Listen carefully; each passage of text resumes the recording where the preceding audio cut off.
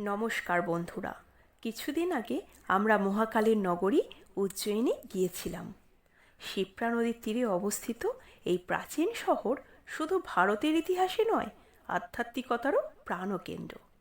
এখানেই বিরাজমান দ্বাদশ জ্যোতির্লিঙ্গের অন্যতম জ্যোতির্লিঙ্গ বাবা মহাকালেশ্বর। যে শহরে স্বয়ং শিব সময়ের অধিপতি মহাকাল রূপে অবস্থান করেন, সেখানে মৃত্যুও হার মানে।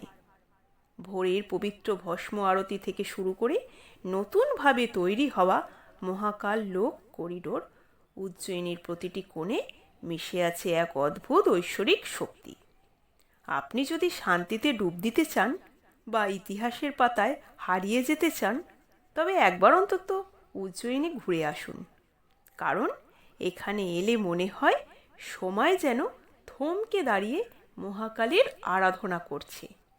জয় শ্রী মহাকাল।